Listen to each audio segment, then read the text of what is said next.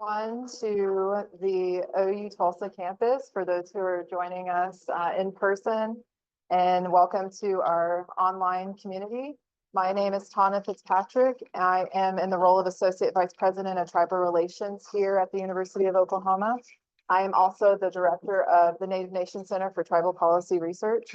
Both of those entities' titles are in the Office of Tribal Relations, which is housed in the Office of the President here at the University of Oklahoma. We're so excited to be on the OU Tulsa campus. We've been looking forward to this day for a very long time. Our first time that we held this series, which is a part of the Ethical Tribal Engagement series that we host, we came here last year and we had a great time. So we were so looking forward to coming back this year. Thank you for having us. As I said, this is a part of our Ethical Tribal Engagement series. We try to have a panel series once a semester, or last semester we had a keynote on Norman campus. Also for this year, we are going to be hosting at the Health Sciences Center in Oklahoma City for the first time in June as well. So I invite you all to come back out for that. This series is something that, in addition to the Office of Tribal Relations, is hosted by the Center for Faculty Excellence. Our representative who was unable to come today is usually Joy Penley, who works with us. So I just wanted to give a shout out to her too. I think she's online.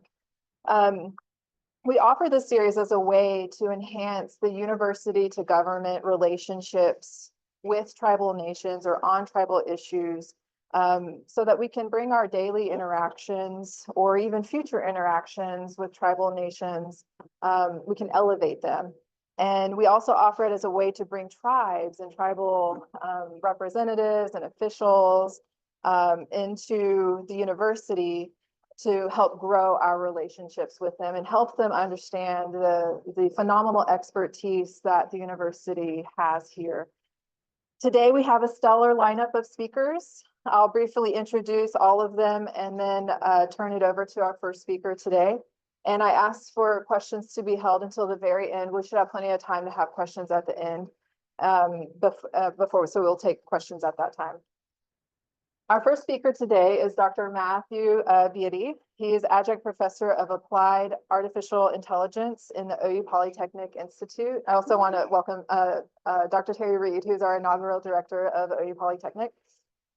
Dr. Matt Beatty received his PhD in engineering from OU, and his research has focused on the application of artificial intelligence and machine learning to social changes.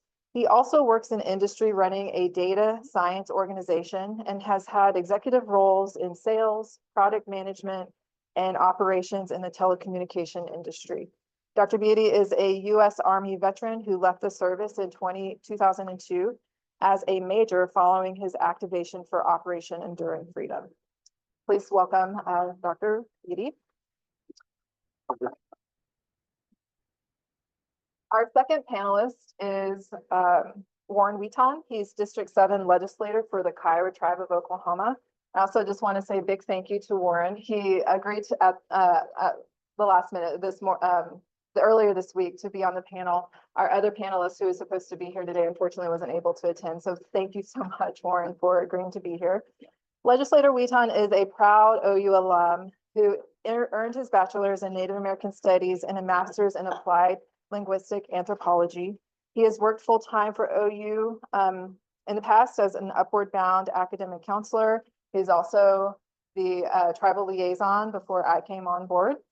He also has served as a part-time faculty for the OU Department of Native American Studies, teaching tribal service learning. Prior to becoming the District 7 legislator Wheaton served his tribe as the Director of Higher Education. He is a proud Army veteran with service in Iraq from 2007 to 2008, Afghanistan from 2012 to 2013, and recently in Kuwait from 2018 to 2019. Big round of applause for Warren. And our last panelist today is closing us out will be Professor Alex Pearl. He is law faculty at OU Law and a citizen of the Chickasaw Nation. He is a nationally recognized scholar in Indigenous legal and social issues, among other areas. After obtaining his law degree from the University of California, Berkeley School of Law, Professor Pearl returned to Oklahoma, where he clerked for the Honorable William J. Holloway Jr., U.S. Court of Appeals for the 10th Circuit. Prior to joining the faculty at OU Law, Professor Pearl represented Indian tribes and individuals as an associate at Kilpatrick Townsend in Washington, D.C., and served as a member at Texas Tech University School of Law, faculty member. Today, Professor Pearl will speak to the legal and policy implications for tribal sovereignty and decision-making. All right, thank you. Welcome to Alex Hill. Dr. Beatty, I'll turn it over to you. All right, so good afternoon. Thank you all for showing up, and thank you for everybody who's online for your interest in this topic. We all think it's fascinating. That's why we're here. What I was asked to do today is try and give a brief overview of what AI is with a little bit of context into how that might apply to issues around tribal data sovereignty and stuff like that. So I'm going to give that my best shot. I have some colleagues in the room here who are kind of gunners. So if I get anything wrong, you guys can tell me later. But I'm going to start off and give you a little bit of background on what AI is, because it's simpler than you think. So when we talk about artificial intelligence, it's a term that's been around for a very long time. But what it really means is it's the ability for a computer or a model, right? And a model is something that can run on a computer to learn. When we talk about computer programming has been around for a very long time now. In computer programming, what you do is you give a computer a set of instructions, and the instructions are very specific, and the computer does what you ask it to do. So it's very specific, it's kind of codified, there's all sorts of syntax involved, and it's evolved over time. But nevertheless, the key here is that we're telling the computer what to do, and if we don't tell it what to do, it won't do it. And if we don't tell it how to do it, it doesn't know how to do it. That's what computer programming is. And that's traditionally what has kind of governed the development of technology since, say, the 40s, 50s, when computer programming began up until fairly recently. AI, on the other hand, we are actually teaching a model, and I'm going to use the word model instead of computer. We're teaching the model how to do something. So instead of telling it explicitly, I want you to do this, so therefore, if you don't do that, that's just not going to happen. You are essentially telling the model what you expect, and it learns how to produce an outcome that matches your expectations.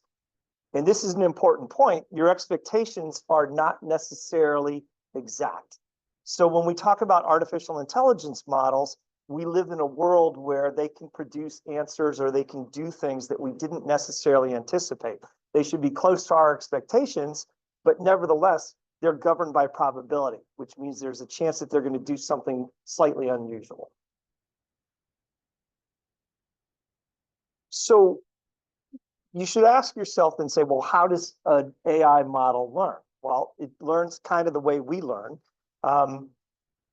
We give the model a task. It tries to conduct that task. And then we tell it whether or not it was right.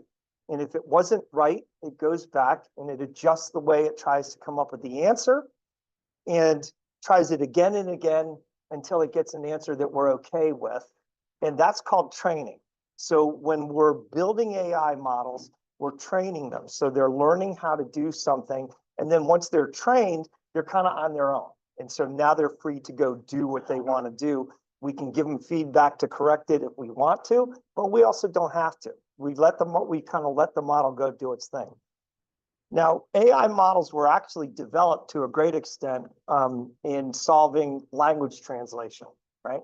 So a lot of the algorithms that we're currently using nowadays were developed in, say, the 2010s. There was a breakthrough in 2017 that really took things up to the next level. So this is all fairly recent stuff. But language translation was a major governor of how AI models develop. So if I was to take an AI model and give it an instruction, I might tell it, translate "I am hungry" into Spanish. And if I knew Kiowa, I would have used a Kiowa example. So it'd say, translate "I am hungry" into Spanish.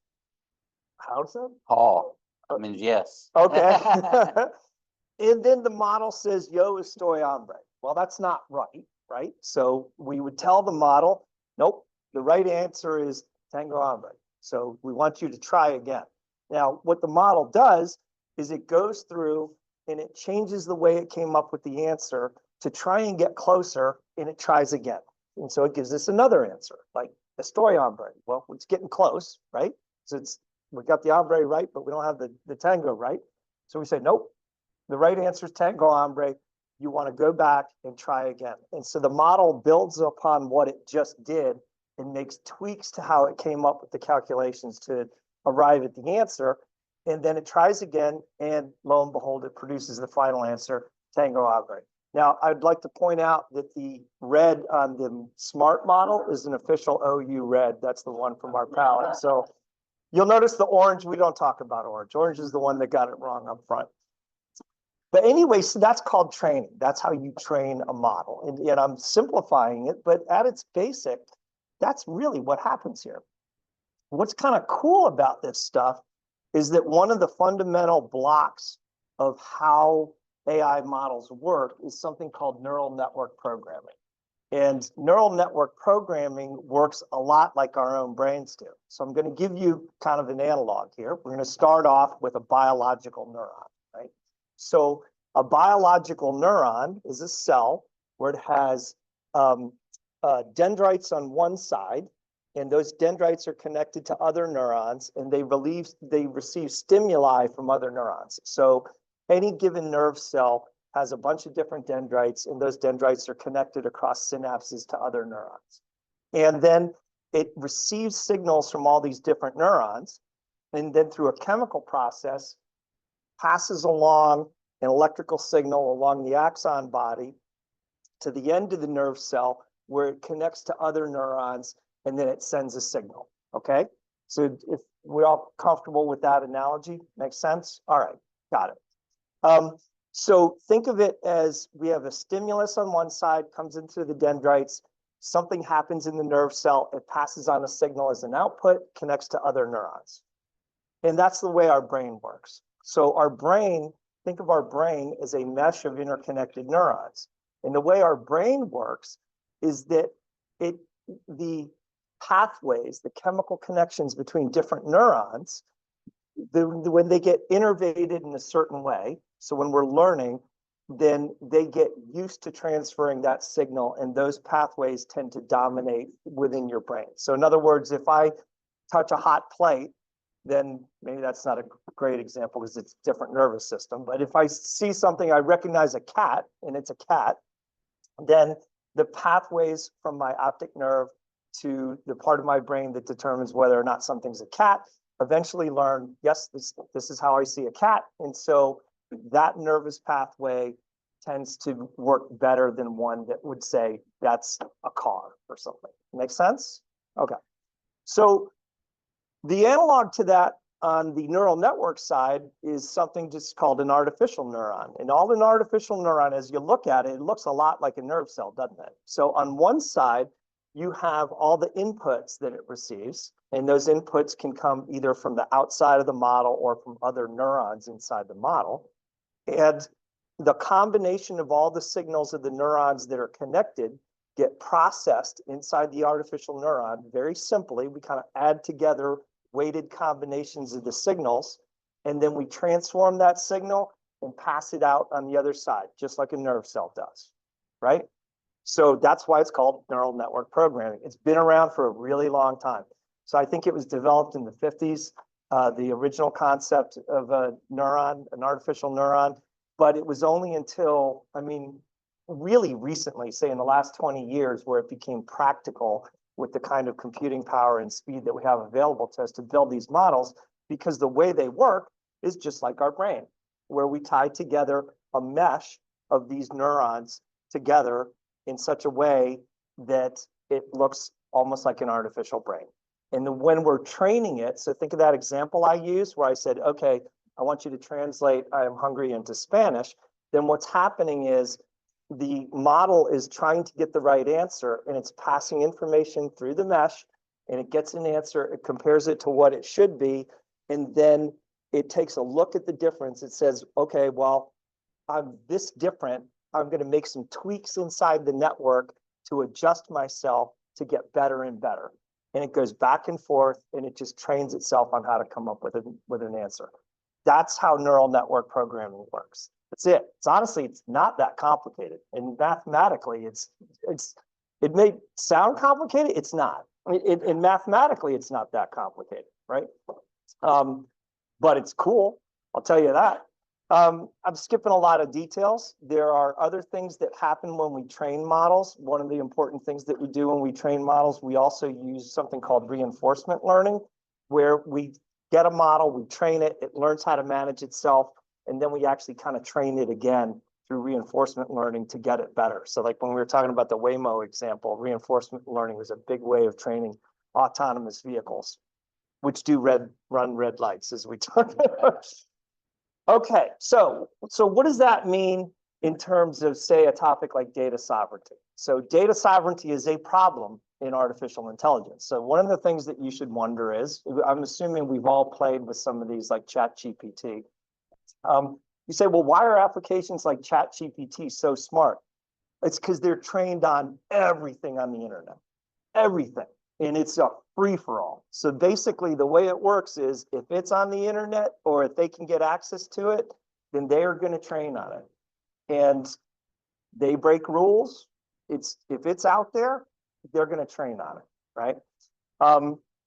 So one question that might be relevant to this audience is say, well, did ChatGPT train on stuff that I put up on my Tribal Nation website, whether it might be policy documents or art or anything else? And the answer is, I can't tell you for sure, but I can tell you probably yes.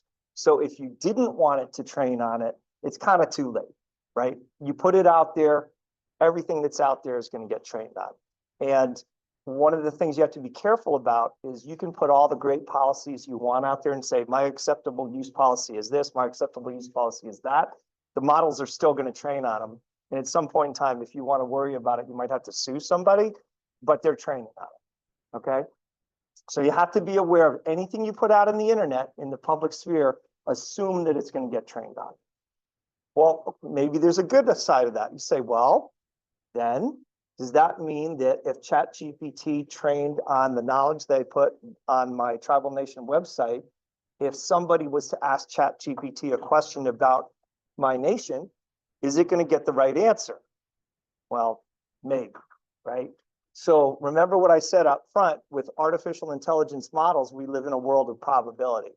And there's actually a term that was coined just a few years ago called hallucinations. So artificial intelligence models can get something wrong. And, you know, if you've played with them, it's fun to kind of ask them a question that you think it should know the answer to because the information is indeed out on the internet and they could have seen it.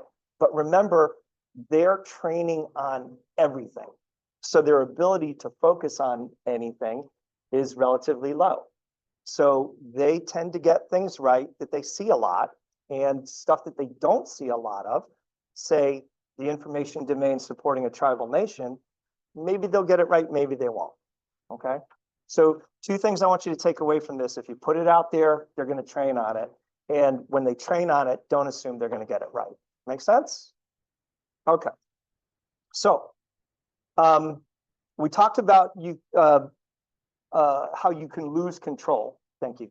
So what I do also want you to understand is you can use AI and you can train models on AI and interact with AI without losing control of data. And that's very important. So one of the ways that these models train is when I ask them a question or pose a query and I get an answer back, that itself, that action is itself a form of training. They actually train on the queries that you do. So if I go into ChatGPT and I just, you know, use it in the public sphere, anything that I put in there could be, you know, it becomes the property of the model. So one of the things I probably wouldn't do is I wouldn't say, hey, I owe $20,000 on my taxes. How can I make that 7 by cheating? Right? So, you know, probably not a good idea. But there are products out there that enable you to safeguard your data and interact with them in a certain way. So I've just given 2 examples here just because I'm most familiar with the Azure stack. But there are subscription services that do have guarantees, at least legal guarantees, that they protect your data. So for example, Copilot is a Microsoft product, and you can use Copilot to evaluate your data within your, say, enterprise environment, and they do not use that data for training, right? So at least they say they don't. I believe them, quite frankly. So when you use a pay-for product, then that is a way to safeguard data. Also, there are services if you're building models where when we build models in the public sector and we're not paying for a model that we're accessing, then we're allowing the data that we send back and forth to models to be used for retraining and stuff. So there are also ways to safeguard that, where any information that I exchange with a model can be safeguarded. It stays my property. The company that I'm interacting with promises not to use it. So there are services out there. The other thing is that you can actually build your own applications with small models. So the models that serve, say, OpenAI or Gemini or stuff are massive. So remember I talked about a mesh network? So imagine that mesh network with billions of those dots. And that's literally what they are, billions of nodes of those dots. There are smaller models that you can actually work with and you can train on your own that are easier to train, and you can train them on your own data. You can house those models within your own enterprise architecture, and all of that training happens inside of your private network, and you don't have to worry about data leakage, right?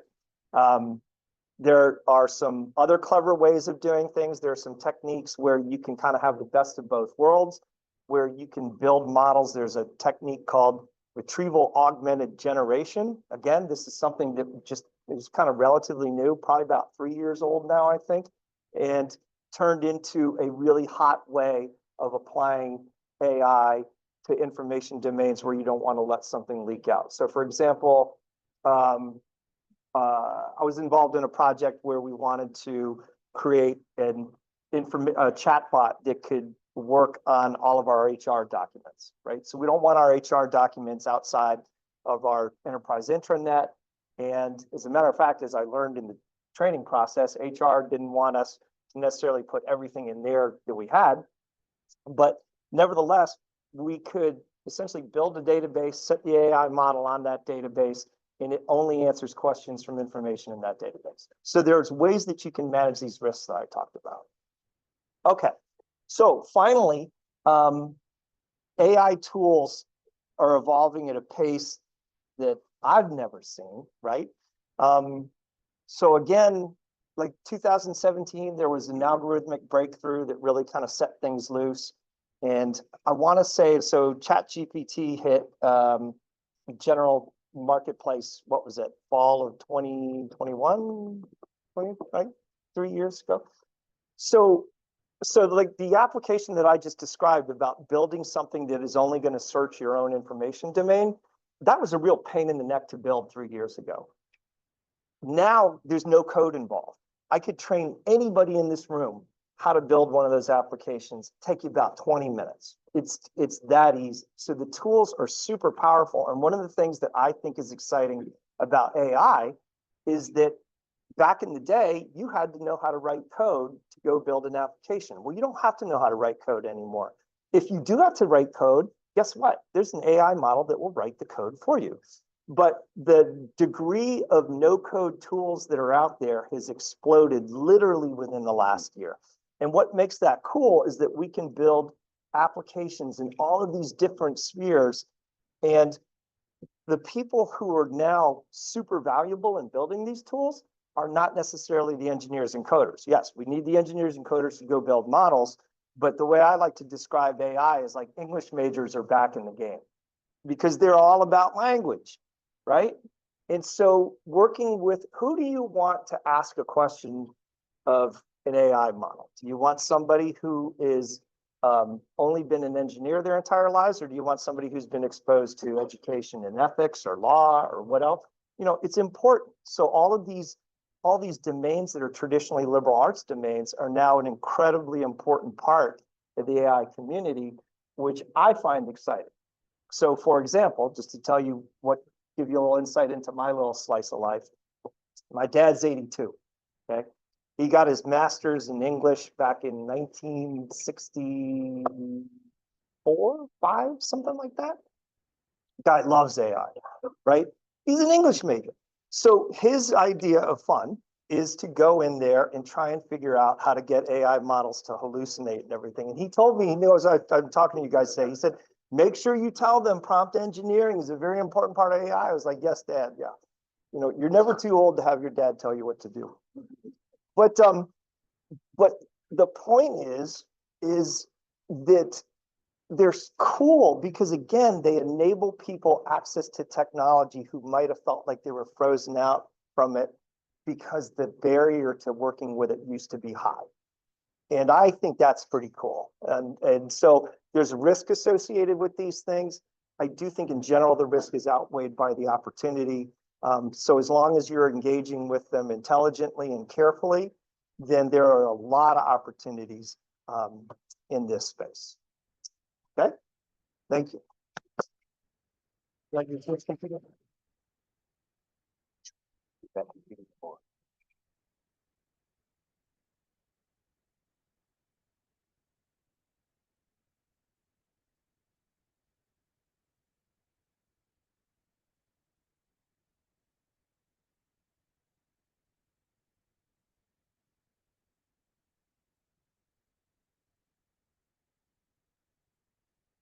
Hi, good afternoon, everyone. My name is Warren Wheaton. I represent the Kiowa tribe of Oklahoma, and title of this presentation, Security Tribal Sovereignty. And I'm going to kind of engage with you all on how AI could affect our tribal sovereignty in the future, and some strategies for our tribal governments and other agencies addressing this. So I always tell people, remember how to spell sovereignty. A lot of people, when I grade my students' papers, they always misspell this word. Tribal sovereignty, how does that extend to technology? So our historical struggle to preserve our sovereignty is constantly under attack. A lot of people don't understand the relationship that Native nations have with the United States and the state government. It's bound upon our sovereignty that we've held from time immemorial. We have always been Native nations, as far back as we can remember. And so that comes with land, resources, and our own type of government, whatever that could have been. A clan government, a band government, a confederacy like the Iroquois. We had governments that were overseeing our Native nations ever since we had our traditional homelands. I'm glad to see my brother, Dr. Monty Randall from Muscogee Creek Nation, president for Muscogee Creek Nation College here. They were from the Southeast, and they had a confederacy of tribes, tribal towns that spanned over a large geographical area, and that's their homeland. And they were physically removed from their homeland to Oklahoma. And I'm good to see my other brother, Wilson, here from Absentee Shawnee Nation. We're all brothers here because we're in a fraternity at OU way back when. It's still in existence today. I was glad to see him come in, but we're all different tribes, but we're not traditionally from this area in Oklahoma. Our tribal nations live here. There are 39 that inhabit Oklahoma, but many of those were removed and placed here. So this new digital era, tribes, governments, we are all trying to figure our way through these new challenges. How do we control that data, preserve that data, and really oversee its integration for indigenous nations? Our indigenous knowledge, it's my firm opinion this should be done in collaboration with tribal leaders, nations, on what is out there. How are we going to control AI as far as what our data of our Native citizens, what's out there, how do we preserve that and protect that? And ensuring that technology respects tribal rights, those rights as sovereign nations. Everybody wants to say, well, a lot of those rights were kind of told to you by treaty. No, we've always had tribal rights. That treaty just really documented that we are a Native nation, but we were always a nation. And then how does that relate to our identity? I'll get to identity here in a little bit, but just kind of walk you all through a little bit about some of the new challenges facing our nations. Understanding our past. So I kind of want to go through a little bit of sovereignty here. Here in Oklahoma, with 39 tribes, many of our tribes went through the General Allotment Act of 1887. which basically weakened our tribal land bases. Our tribal land, that's why Oklahoma looks like a grid. If you ever flown into Oklahoma City or Tulsa, you look down, it looks like a checkerboard, right? You see all these mile sections. That was done because of the Allotment Act, because each mile section holds four divided 160 acre sections of land. And that was going to be divided up and given to Native citizens. The whole purpose was we're going to divide up all this land. Every citizen will get a portion of land, and then the surplus will be opened up to who? Settlers.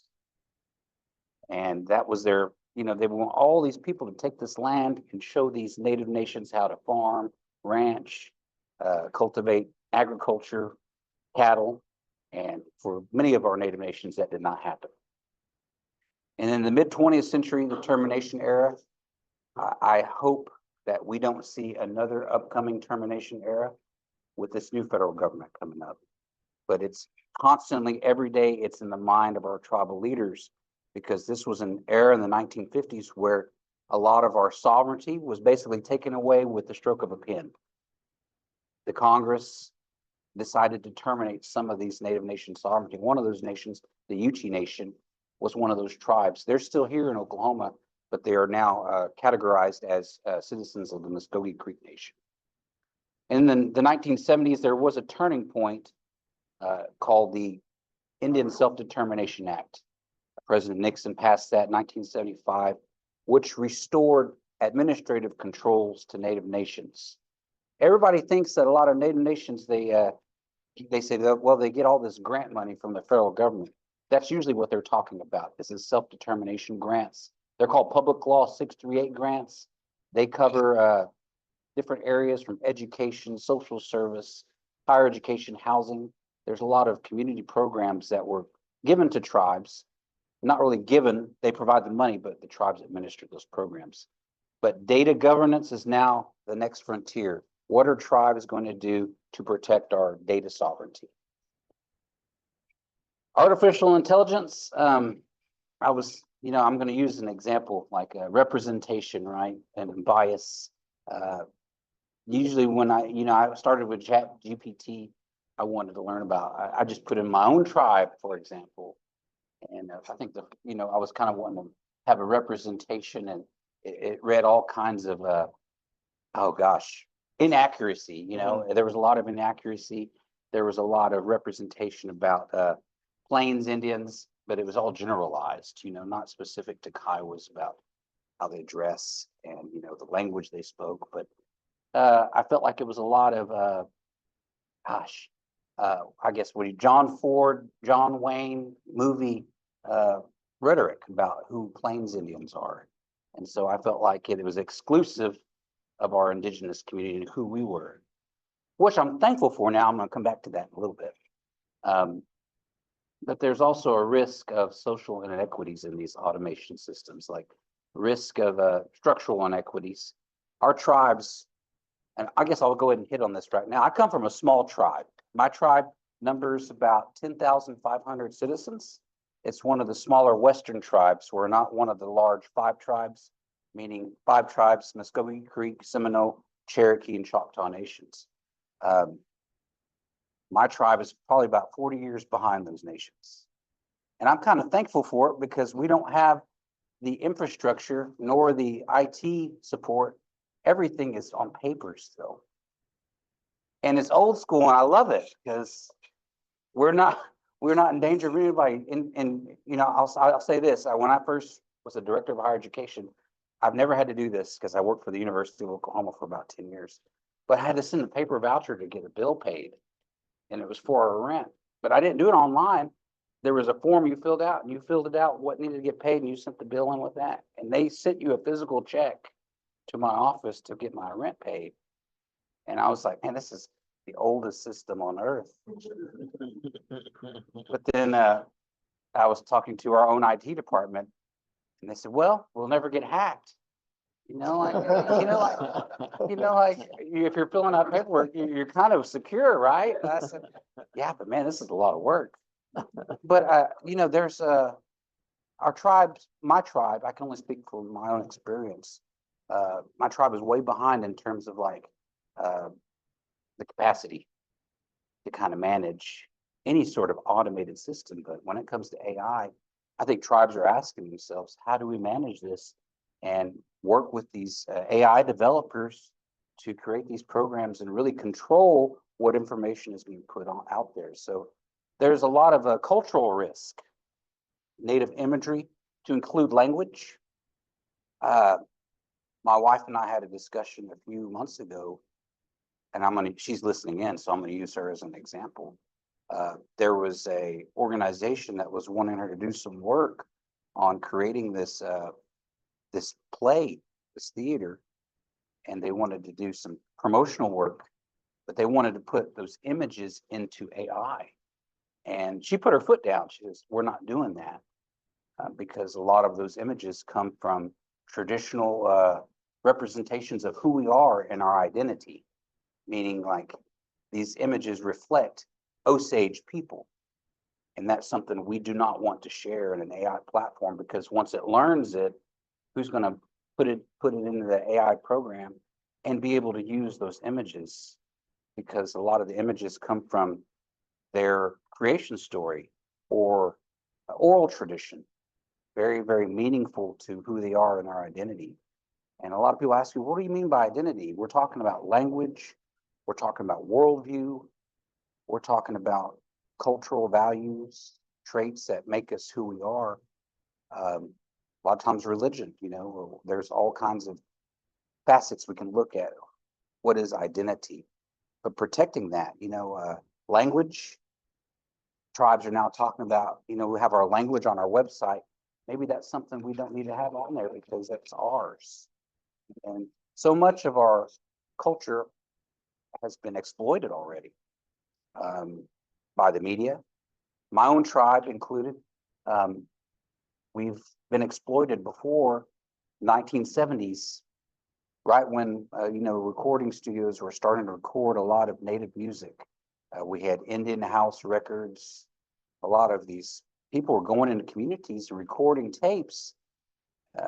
I used to listen to a lot of those tapes growing up, but they were recording ceremonial songs. And one of our ceremonies was called the Kiowa Gourd Dance.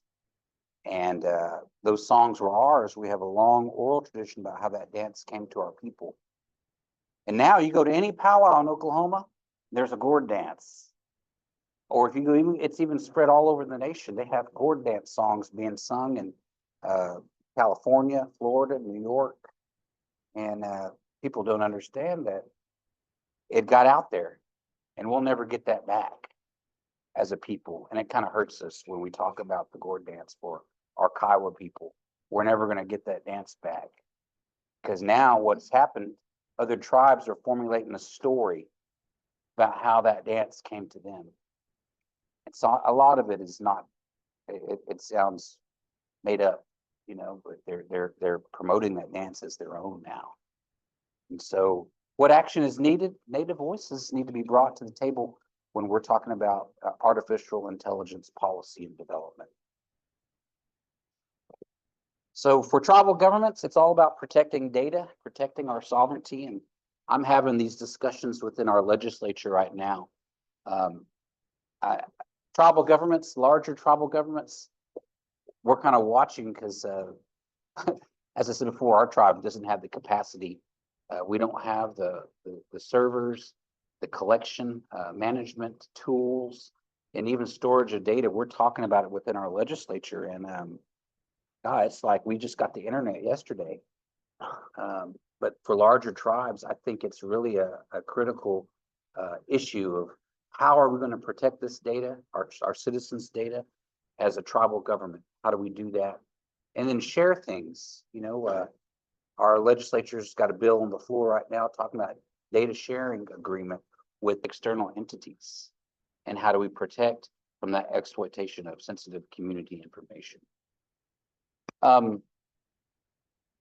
Models like the data sovereignty allowance could provide us a good governance framework. We're looking at what framework is going to work for us. And I think a lot of tribes, for the larger tribes, it's especially going to be difficult when you have upwards of 200,000 members. We only have 10,000 members And we're trying to figure out how we protect everybody's data. Addressing this digital divide needs to be collaborative. Broadband, I don't know how that's going to work within our tribe because the federal government was offering a broadband grant. I don't know, Monty, did y'all have one at Creek Nation to expand internet? You probably have one now, but where my tribe is located at is in southwestern Oklahoma. And we're very, very rural. A lot of people don't have internet. Our elders still want a physical paper mailed to their homes weekly. And we can't find a printer to print a paper anymore because they're non-existent, you know, and expensive. And so we said, well, we're going to publish a paper on our website. Well, we don't have internet. So the tribes are trying to figure out how they bridge that gap, bring the broadband internet into the homes. And then that's one inequity, but also education, healthcare, and economic opportunity within our tribal nation. Education, we don't have the expertise or the know-how right now to kind of figure out how we get around this problem. And people don't want to come live at home anymore. They don't want to live in Carnegie or Hobart or Lawton because of the economic opportunities that exist within those areas.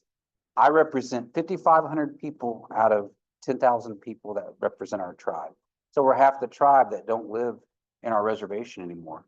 They live in Oklahoma City, Wichita, Dallas, for the economic opportunities. So we got to figure out how we build that and make a solution that's going to get rid of that inequity. Merging our innovation with tradition. Our frameworks should be included, but it also has to be monitored. Like I was listening to the gentleman talk earlier. How do we develop and start regulating? Do we regulate at the beginning? Or do we let it go and then figure out how we regulate it later? But I think once that's out there, my fear is once it's out there, it's going to be out there forever. And a lot of the damage will already been done. Our identities will have been disrespected and people will be promoting themselves as Iowas or Cherokees, Choctaws, absentee Shawnees, speaking our language, and probably learned it through an AI program.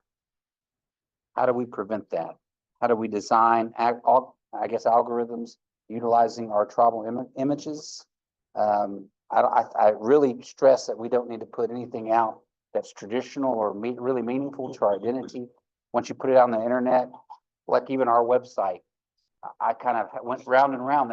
You go to our Kiowa tribe website, it has our Kiowa black leggings right up front with their regalia on. And we've already had an organization in Germany trying to emulate our Kiowa black leggings, and singing our songs.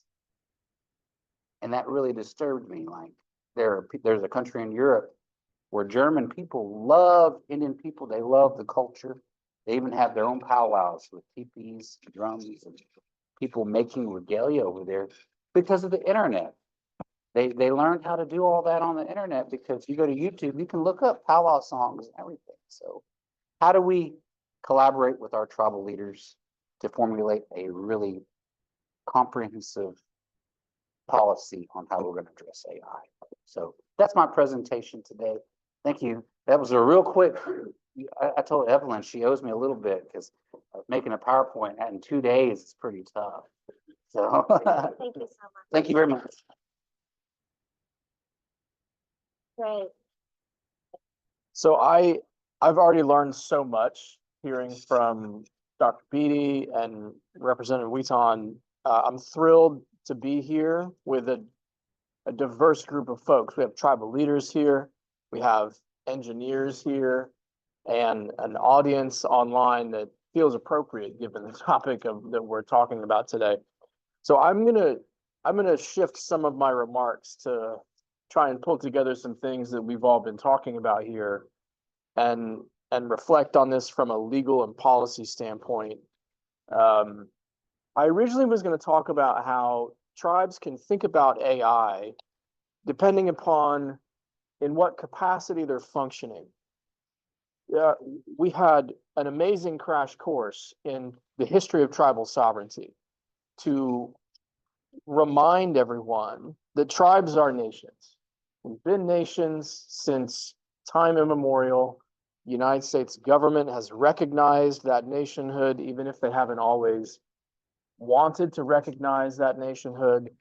And so there is a governmental capacity that exists for all nearly 600 federally recognized tribes.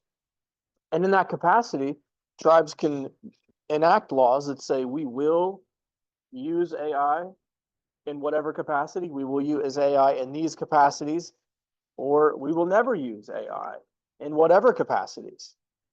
So that's, as a regulatory approach, tribes are in a position to do that. And this is really not anything new under the sun, right? Tribes have been confronted with dealing with new technologies since 1492 and before, right? And so we've had to evaluate and ask ourselves, what do we do with this? How do we incorporate this? Do we want to incorporate this? What does that look like for us? I can remember there being significant concern about scientists coming to different reservation communities, taking DNA samples and saying to the community, we're going to help you solve various diseases for your people. We're going to give you more information about your people. And what did those scientists then do with that information? Well, they would turn it into a patent, and then they would spin it off into commercial development, and the tribe was left without any control of the data and the DNA that they had then given to them, because they did not understand or were deceived intentionally as to what they were intending on doing with that data. So I think that's another important part of the history. So much of the tribal existence for our communities is steeped in that history, because we come from it, we learn about it from young ages. And so this confrontation with AI and what do we do about it is familiar in lots of ways, given scientists that have come out, or as Vine Deloria put it, anthropologists and other friends that came and recorded our grandmothers and grandfathers and great-grandfathers speaking our language, and then copyrighted that, and then made us purchase it back from them, and then sold it to Germans and Austrians and whomever else. And so this experience of data loss is significant, it's distinct, because there is a cultural component to it that is not necessarily easily commodified. So that's part of this, is that tribes are in a position to regulate if they so choose. But that regulation should, regardless of whether you're talking about a tribe, a state, or the federal government, that regulation should be thoughtful. It should be informed. And given how new of this is 2018 is the newest, like how it's very difficult, I can imagine, for tribes to get good, reliable content in terms of explaining how this works. That's why I think what you did at the beginning, Dr. B, was so important, to just say, here's how this works. And then to put up, here's the difference between Chat GPT, here's the difference between Copilot. You can do these other language learning models that don't scrape data or whatever, right? Like, that's essential for tribal leaders to understand and have a sense of, so that then they can formulate policy that makes sense for their community. I appreciate the representative's comments that what makes sense for the Navajo Nation, 400,000 members, huge land mass, right? Cherokee Nation, 400,000 members, less land. Kiowa Tribe, 10,000 members. There's no one-size-fits-all solution in this circumstance, or really in any other circumstance dealing with tribal nations. But in order for us to dial in and designate what does make sense, there has to be a communication between engineers, folks that understand AI, and the culture keepers, the leaders of the community that say, here's what makes sense for our people, right? And my hope is that through these kinds of conversations, there can be a newfound appreciation for Indian country on the tech side, and for the technological community in Indian country. The next thing I want to talk about is when tribes are not acting or participating as governments, right? There's so many different tribal businesses. One of my favorites from my own tribe is the Padre Chocolate Factory. It's the best chocolate in Oklahoma. It's probably the only chocolate factory in Oklahoma. But it's amazing, right? Like, is there a way that's functioning as a business, right? I am certain that there are AI tools. I'm a lawyer, so I don't understand any of this. But there are AI tools that will facilitate some aspect of that economic existence and make it more profitable, quicker, more efficient, what have you, right? And so I think if tribes are wearing those sort of economic participant hat, and the data that we're concerned about are, where are we shipping the gift basket of chocolate covered potato chips, or what are we doing with this, right? That there's less concern over that type of data, right? And that there would be a space for there to be some economic efficiency created to help tribal businesses function more effectively, generate more economic development. And so I think we have to be mindful of, and I'm not an elected tribal leader, so I don't have to, I get to stand here and say, here's what we should think about. But there may be places where it is easier for us to see how AI can benefit tribal communities than the much more difficult questions about sacred sites, language, and other cultural traditions. Now, one of the things I do worry about is when we've seen massive technological change in the country before. I'm thinking about the development of solar and wind energies. If you look at the map of the United States, where there are significant opportunities for the development of solar and wind energies, a lot of it is in Indian country. A lot of it is all throughout tribal communities across the nation. And that's fantastic, right?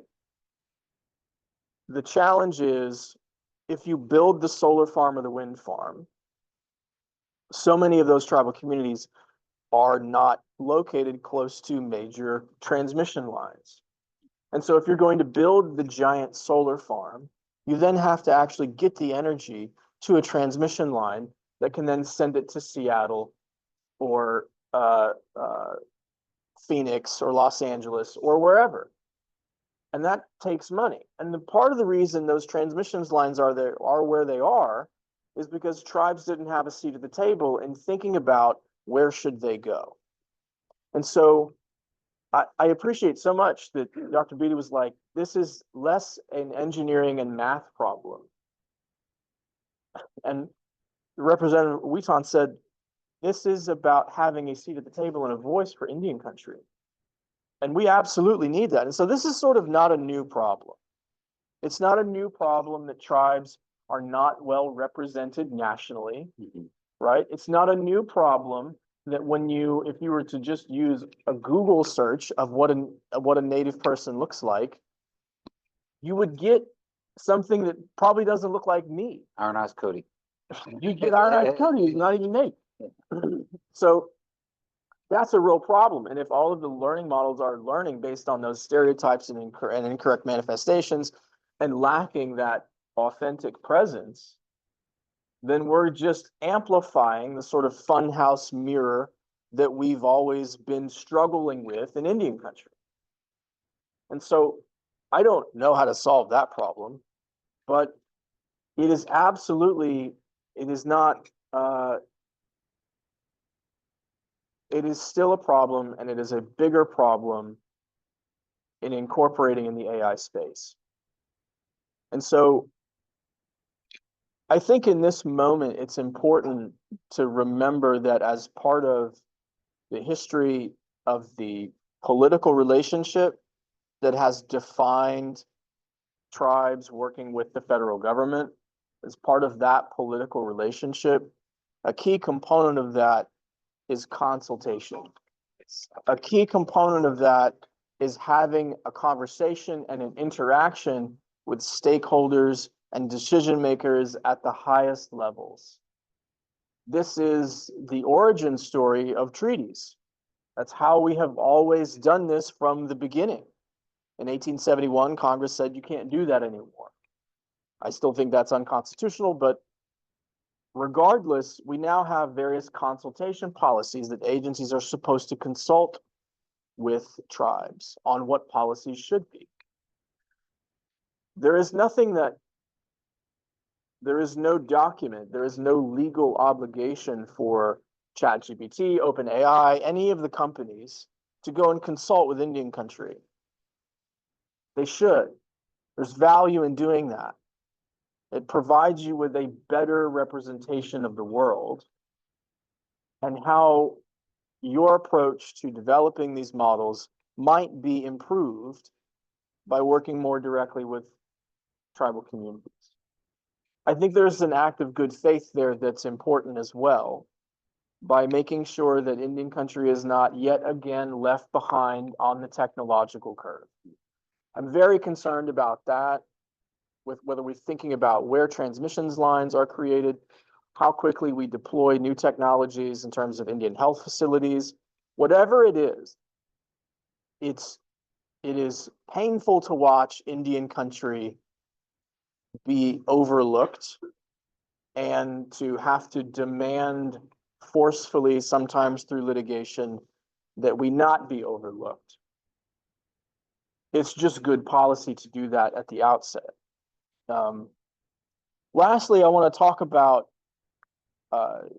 the issues concerning languages, descriptions of sacred ceremonies, that type of sensitive data.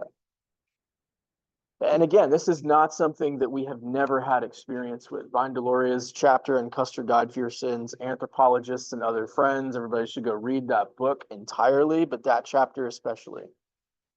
It's this idea that we have outsiders coming in and taking things from us while promising educational resources, other assistance in exchange for that.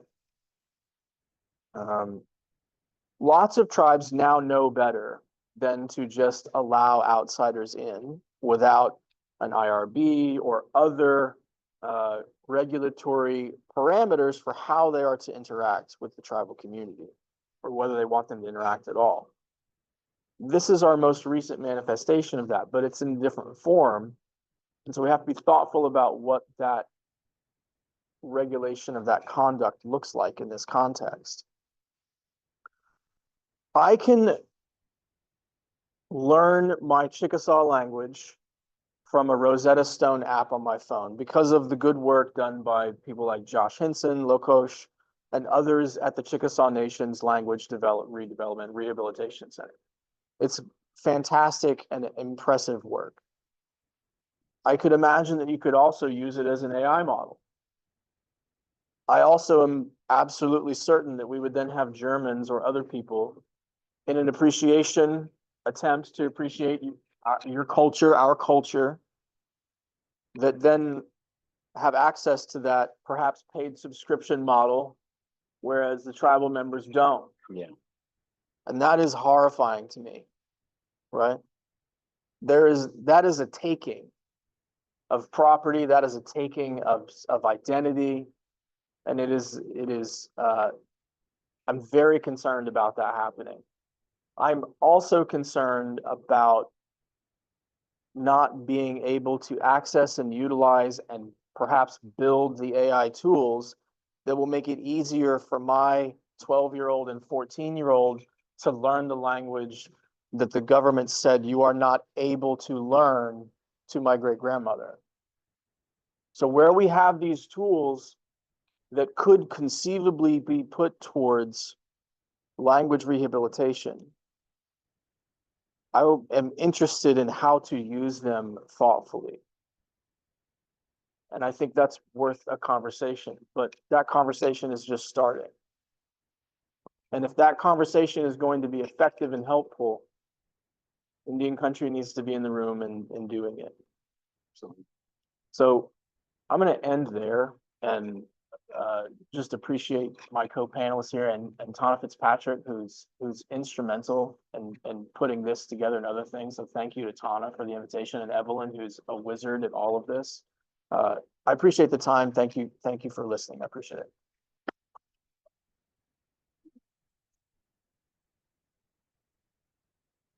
Thank you so much. That was so enlightening. I loved hearing from all of your perspectives. It got my brain really thinking I want to take this time now to turn it over to any questions from the audience. We can do in person first, and then if there's any online as well. And for any of our panelists. Yes, please. So I don't know if this is, necessarily the proper set of individuals. Essentially, in working with a number of different tribal organizations, I had the opportunity to go into a number of these environments. And obviously, you see the skills deficiencies, you see the power deficiencies, and especially for maintaining the amount of consumption that this equipment is going to.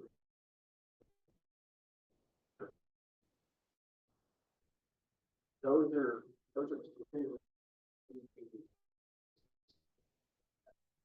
having this conversation and how someone else get involved into the, along with the whole aspect. From my perspective, it's, we're in the middle of budget season right now, so. Yeah.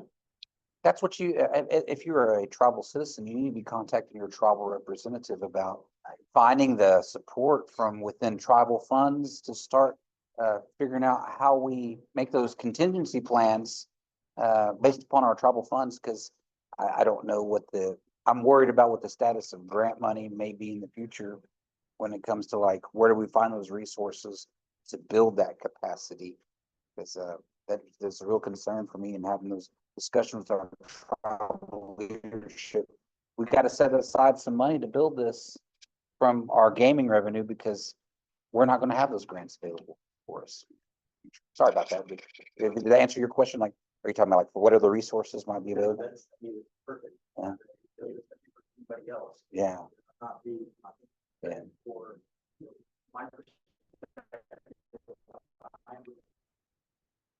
I've worked as a consultant Okay. for a number of organizations. Where it's actually like that. And so through that, you're seeing the data, when it gets exfiltrated, obviously that's another issue. Totally separate.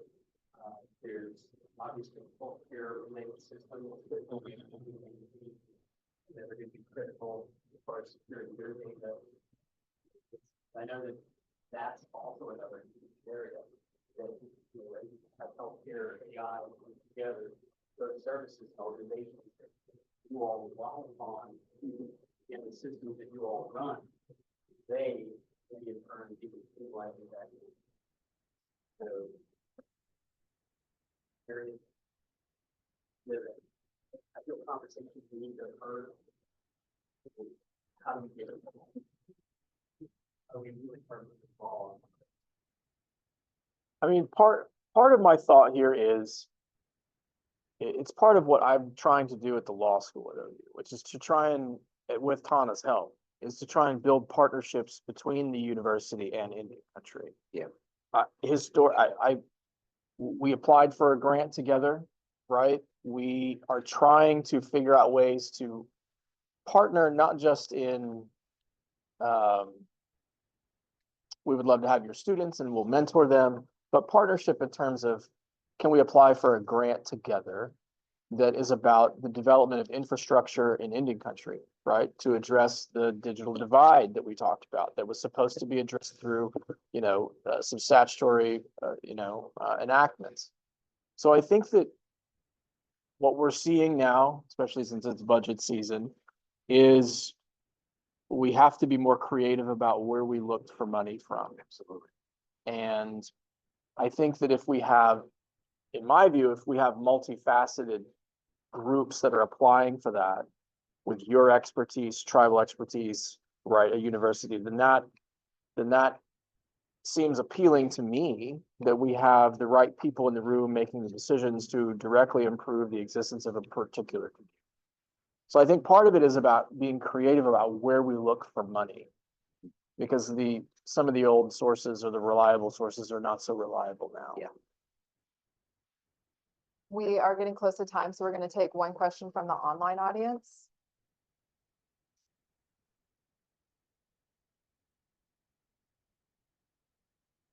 So this is a question, virtual member or virtual panelist says, OCO, this is a wonderful presentation.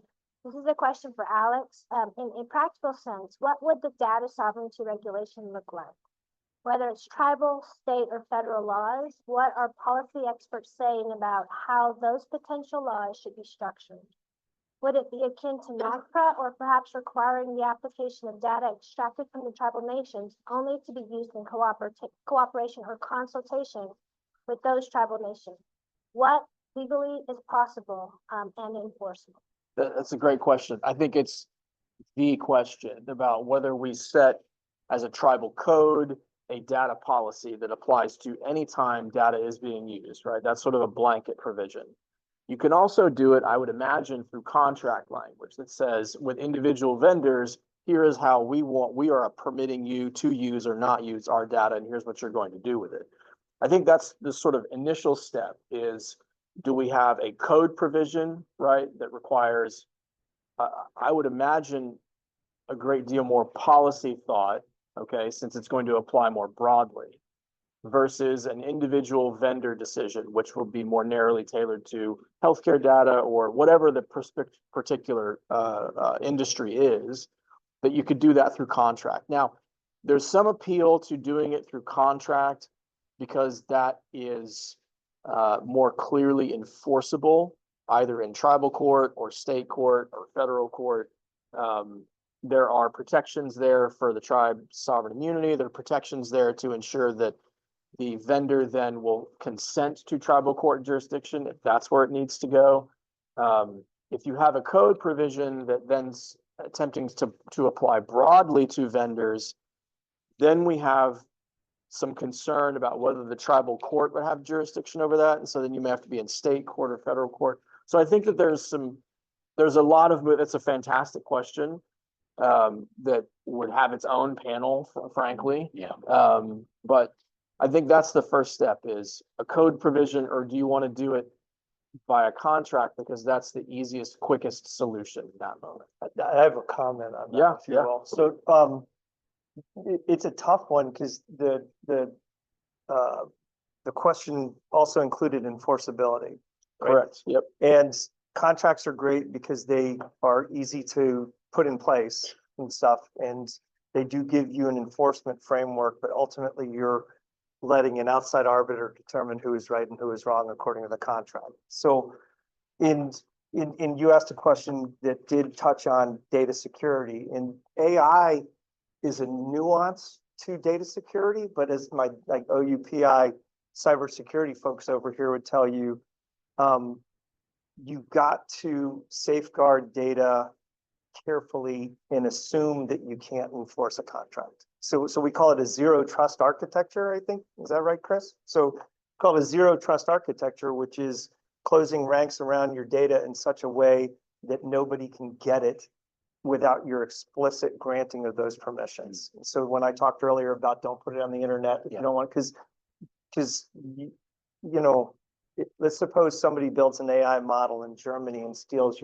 what court do you go to? I don't know, you know.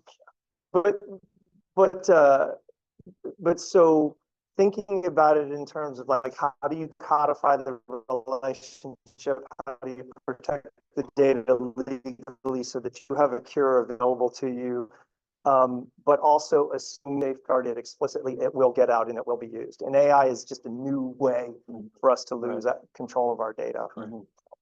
Well, thank you so much. Let's give a round of applause to our panel. I'm sorry, one comment to Tana. If y'all can spread this to the university that she's here. I was in her position before and it was located in her DEI, which I didn't quite agree with, but I'm thankful the university has elevated her position to associate vice Well, you laid president. the wonderful groundwork there, so thank you. Let people know that she's here and available for these type of conversations. Yes, Yep. So absolutely. spread the word. So as we. I just start want to building that thank partnership. each of you. I think this is food for thought. We could probably keep talking for another hour, and I want to pull each of you aside afterwards and have lots of conversations. But I know we heard from Dr. Beatty, who gave the overview of AI. I needed that. You broke it down in a way that is not, you demystified it for me. And I appreciate that. And what really struck me was you saying the liberal arts how that is going to be very helpful or is helpful here. I think that's important to remember. We heard from legislator Wheaton, who your insights on the tribal viewpoints around data and data sovereignty, I think is illuminating. And I think that's definitely something that I and people here, people online, we definitely appreciate those insights into to remember that not all tribes we don't govern the same. We have unique histories, and yet we all are governments. And so to remember that. And then for Professor Alex Hurl, who discussed the nascent legal and policy considerations to keep in mind, and particularly from an Indian law perspective, you touched on having a seat at the table. My goodness, just trying to get that seat is always a challenge, but especially in something where you said it yourself, it's hard to see that we're being overlooked already. And you touched on the word consultation. I feel like that's my, without OU having official consultation policies, that's what I live and breathe for the university and how to work with tribes. So again, round of applause. You all did fantastic. Thank you all so much for coming out. We hope to see you at the next event.